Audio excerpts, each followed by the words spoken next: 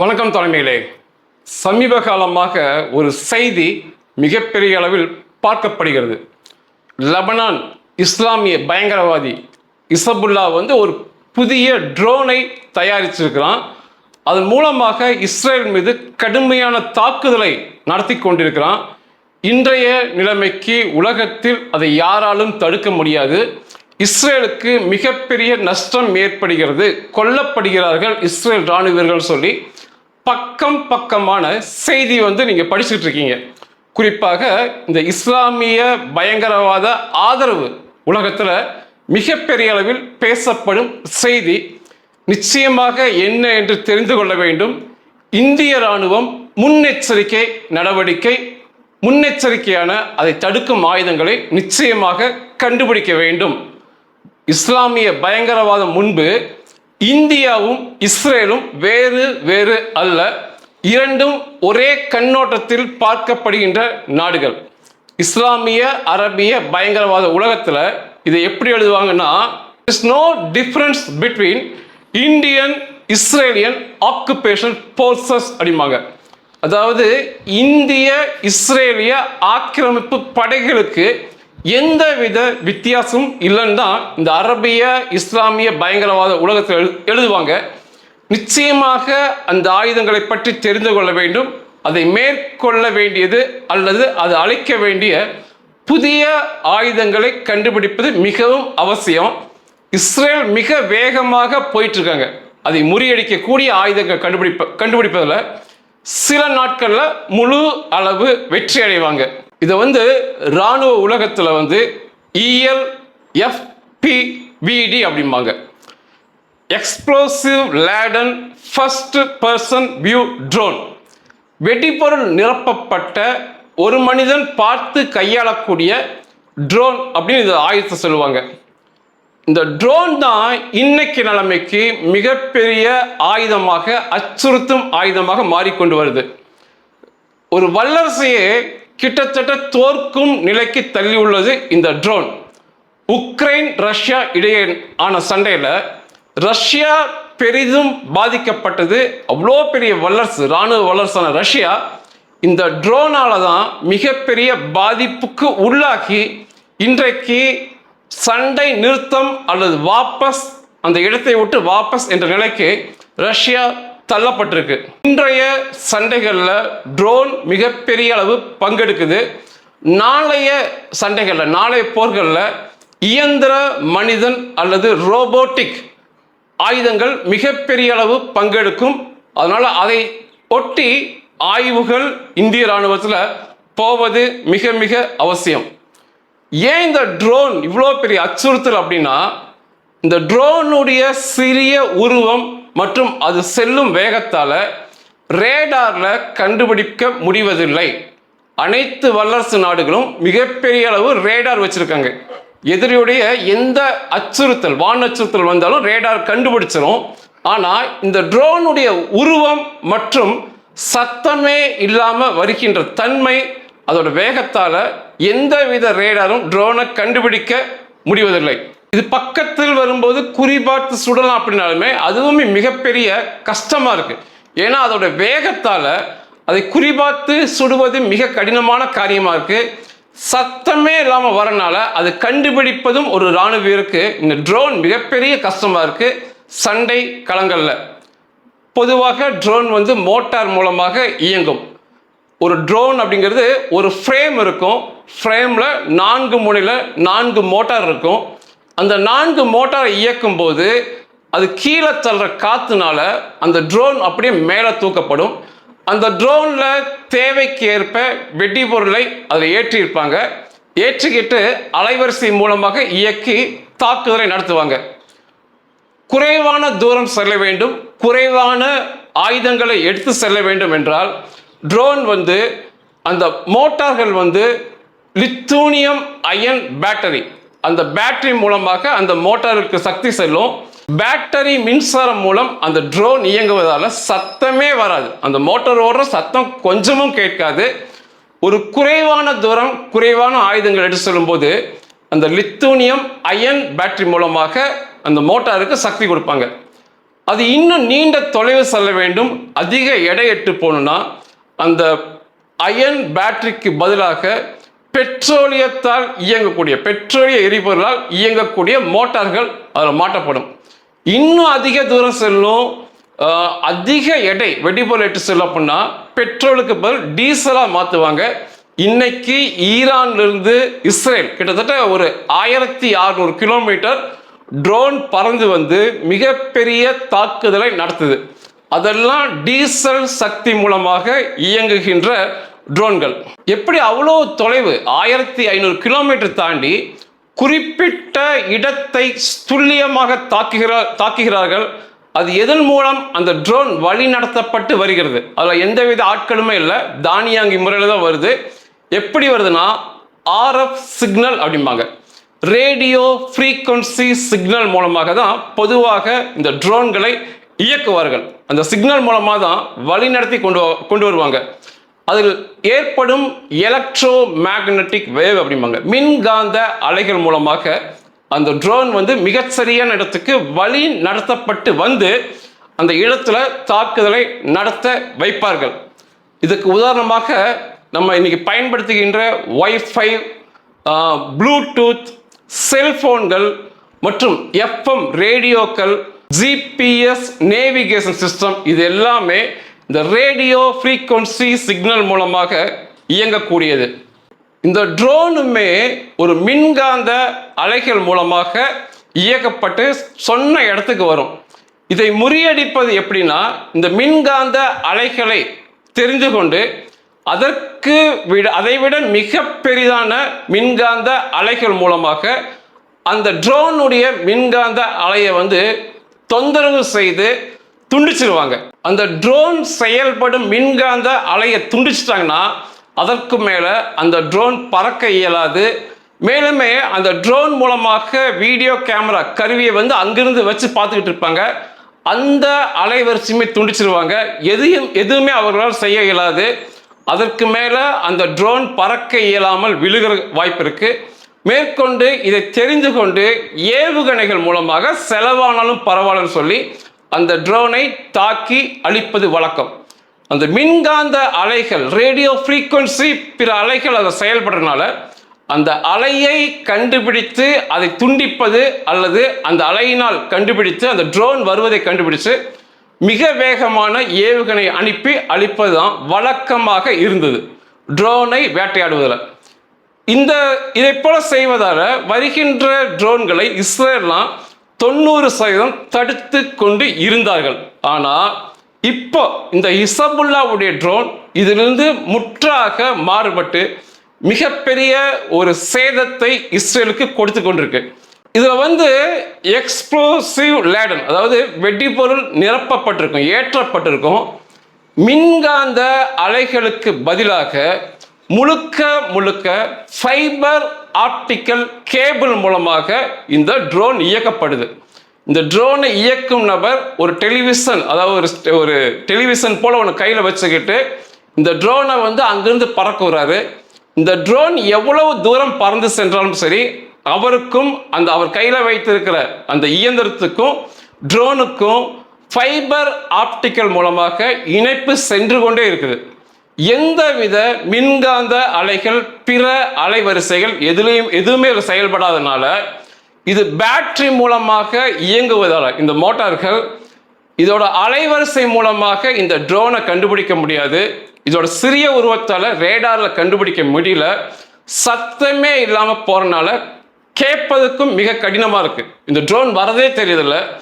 எதுவுமே தெரியாமல் பூஜ்ஜிய நிசப்தத்தோடு வேகமாக வந்து நினைத்த இலக்கை அழித்து விடுகிறது. ரொம்ப தூரம் வரும்போது ஃபிக்ஸ்டு அப்படிம்பாங்க, அதாவது ஒரு இலக்கை குறித்து அனுப்புவாங்க. இது அப்படி இல்லை. அந்த முனையில் இருக்கிற இந்த ஹிசபுல்லா பயங்கரவாதி டெலிவிஷனில் பார்த்துக்கிட்டு, இந்த ட்ரோனில் வந்து கேமரா வச்சுருப்பாங்க, டெலிவிஷனில் பார்த்துக்கிட்டு எந்த இலக்கு தேவையான இலக்குன்னு தேர்ந்து எடுத்து மிக துல்லியமான இடத்தில் தாக்குவதால் மிகப்பெரிய நஷ்டம் ஏற்படுது. இந்த ஃபைபர் ஆப்டிக்கல் ஒயரில் போகிறனால எப்படியுமே இதை கண்டுபிடிக்க முடியல. இதுதான் மிகப்பெரிய சிக்கலாக இன்னைக்கு போயிட்டு இருக்கு. இதோட உதிரி பாகங்களை அங்கங்க வாங்குறாங்க அல்லது அவர்களே செய்து கொள்கிறார்கள். இந்த லெபனானில் உள்ள பட்டறைகளில் இதோடைய உதிரி பாகங்களை செய்கிறாங்க. முதல்ல எல்லா ட்ரோனில் இருக்கிற மாதிரி இதுக்கு ஒரு ஃப்ரேம் செய்கிறாங்க. அந்த ஃப்ரேமில் 4 முனைகளில் மின்சார மோட்டார்களை பொருத்துறாங்க. அதில் அந்த மின்சார மோட்டார் முனையில் ஒரு ஃபேன் இருக்கும். அந்த மின்சார மோட்டார் ஓடும்போது அந்த ஃபேன் சுற்றும் போது காற்று கீழ் நோக்கி தள்ளப்படுவது போல் அந்த ஃபேன் சுற்றுது. 4 மோட்டார்களும் ராட்சச வேகத்தில் சுற்ற வச்சு அந்த ஃபேன் காற்று தரையில் மோதும் போது அந்த ட்ரோனை மேலே தூக்க வைக்கிறாங்க. எல்லாத்தையும் போல தான் இந்த ட்ரோனில் இருக்கு. ஒரு ஃப்ரேம் மற்றும் 4 மோட்டார்கள் 4 பக்கம் இருக்கு. பேட்டரி வச்சிருக்காங்க. இதில் தேவைக்கு ஏற்ற அளவு வெடிப்பொருள் 2 கிலோ முதல் 7 கிலோ வரை வீரியம் உள்ள வெடிப்பொருள் குவளைய அதோட வச்சிருக்காங்க. பொதுவாக ட்ரோன் மோதி வெடிக்கும். அந்த ட்ரோன் அப்படியே போய் மோதுறனால மோதும் போது வெடிப்பது போல செஞ்சிருப்பாங்க அந்த வெடிப்பு பொருளை. இன்னும் லேட்டஸ்டாக அந்த வெடிப்பு பொருள் வெளியே போகிற மாதிரி அந்த ட்ரோனிலிருந்து இலக்கை பார்த்த பிறகு இலக்கை நோக்கி அந்த வெடிப்பு பொருளை மட்டும் தள்ளி விட்டு மோத வச்சு வெடிக்கிறாங்க. ட்ரோனை திரும்ப கூப்பிட்டுக்கிறாங்க. அந்த அளவுக்கு செய்கிறாங்க. வெடிப்பு பொருள் அந்த ட்ரோனில் இருக்கும். மின்காந்த அலை வரிசைகளுக்கு பதிலாக அதில் இன்னும் ஒரு குவளை இருக்கும். அந்த குவளைக்குள்ள ஒழுங்கான வரிசையில் சுற்றப்பட்ட இந்த ஃபைபர் ஆப்டிக்கல் கேபிள் இருக்கும். ரொம்ப மெலிசா இருக்கும். அதை சுற்றி வச்சிருப்பாங்க. மிக சீராக சுற்றி வச்சிருப்பாங்க. அந்த ஒயரோட ஒரு முனையில் கேமரா மாட்டப்பட்டிருக்கும். சிறிய அளவு வீடியோ கேமரா, துல்லியமாக காட்டக்கூடிய கேமரா மாட்டிருப்பாங்க. இன்னொரு முனை அதை இயக்குகின்ற அந்த பயங்கரவாதி கையில் உள்ள ஒரு டெலிவிஷன் போன்ற அமைப்பில் சொருகியிருப்பாங்க.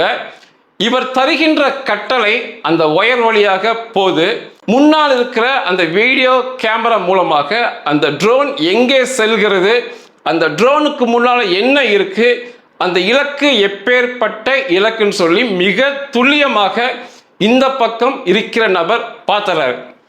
இந்த ட்ரோன் இந்த உருளைக்குள்ள இருக்கிற ஃபைபர் ஆப்டிக்கல் கேபிள் முதல்ல 10 கிலோமீட்டர் இருந்தது செல்லும் அளவுக்கு, 20 கிலோமீட்டர் இருந்தது, 30 கிலோமீட்டர் இருந்தது. இப்போ 60 கிலோமீட்டர் தொலைவு செல்லக்கூடிய ஃபைபர் ஆப்டிக்கல் கேபிள், 60 கிலோமீட்டர் தூரம் உள்ள ஃபைபர் ஆப்டிக்கல் கேபிளை அழகா சுத்தி வச்சிருக்காங்க. ஒரு தரை வழியா போகும்போது தான் இந்த கேபிள் ஏதாவது இடத்துல பட்டு துண்டிக்கப்படும், தொல்லை இருக்கும். ஆனால் வான் வழியாக பறந்து செல்லும் போது 95% எந்தவித தொல்லையும் இந்த ட்ரோனுக்கு அந்த ஒயருக்கு ஏற்படாது. நினைத்தபடி 60 கிலோமீட்டர் தொலைவுக்கு இவர்களால் ட்ரோனை அனுப்பி துல்லியமான இலக்கை தேர்ந்தெடுத்து இவர்களால் தாக்க முடிகிறது. போன வருஷத்துல லெபனான் ராணுவம், அரசு ராணுவம் இசபுல்லாக்கு செல்லக்கூடிய இந்த போல ட்ரோன்கள் 5000 ட்ரோன்கள் ஒரே ஷிப்மெண்ட், ஒரே கண்டெய்னர்ல பறிமுதல் செஞ்சாங்க. ஆனால் அதை தாண்டி 50க்கு மேலே ஷிப்மெண்ட்ல ட்ரோன்கள் இசபுல்லா கைக்கு போயிருக்கு. அப்படி பார்த்தீங்கன்னா 2.5 லட்சம் ட்ரோன் என்ற எண்ணிக்கையில் வரும். அதை தாண்டி உள்ளுக்குள்ளேயே அந்த பயங்கரவாதிகள் அந்த ட்ரோனை செய்கிறாங்க.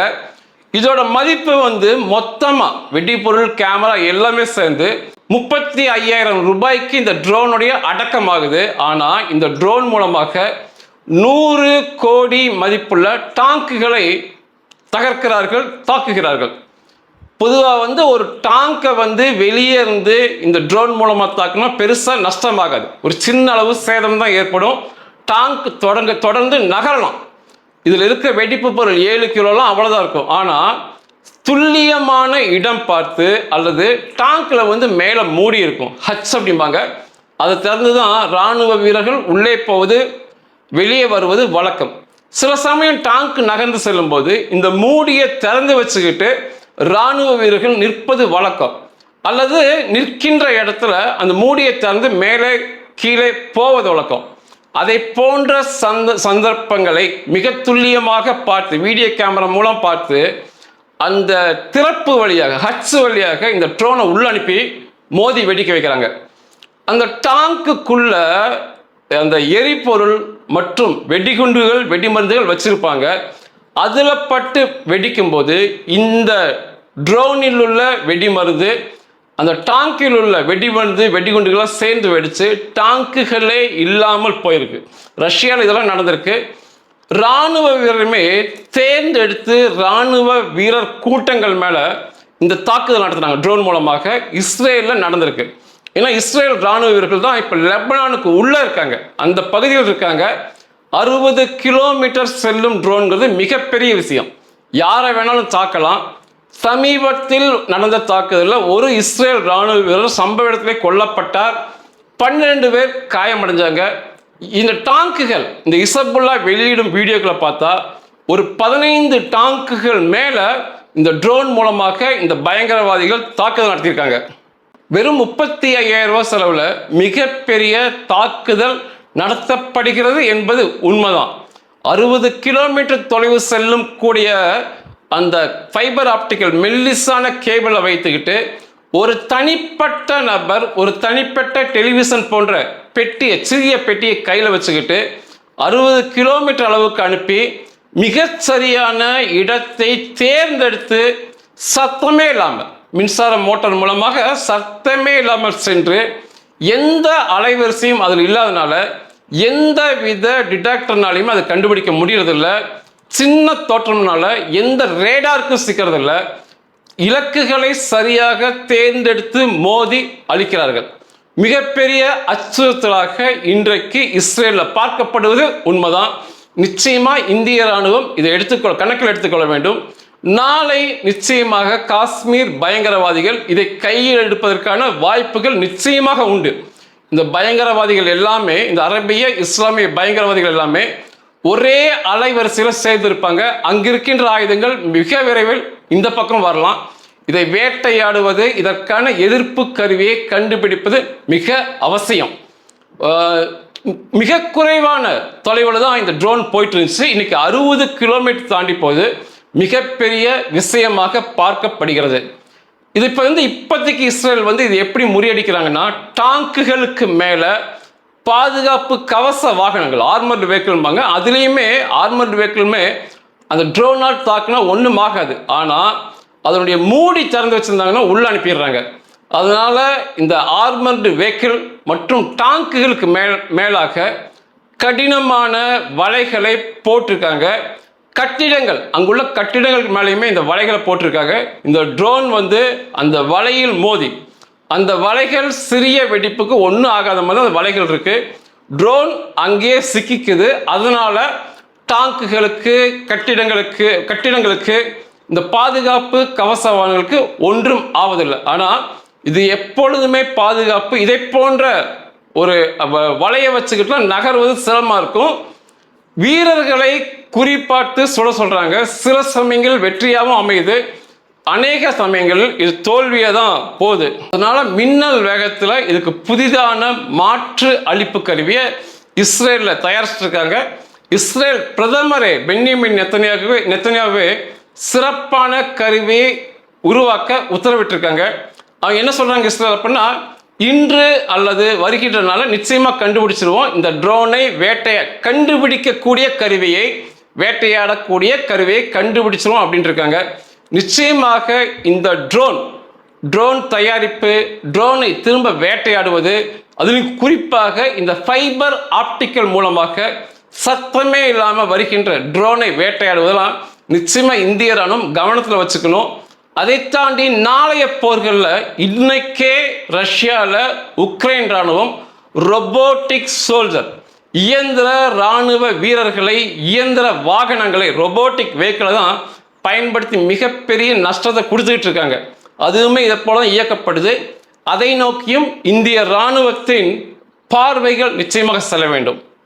இந்த பயங்கரவாதிகள், இஸ்லாமிய அரபிய பயங்கரவாதிகள் முன்னால இஸ்ரேலும் இந்தியாவும் ஒரே கண்ணோட்டத்தில் பார்க்கப்படுகின்ற நாடுகள் தான். அதனால இஸ்ரேலுக்கு என்னென்ன ஆபத்துகள் இருக்கோ அதெல்லாமே நாளைக்கு நமக்கும் வரலாம். அதற்கான முன்னேற்பாடுகளை செய்ய வேண்டும். நன்றிகள்.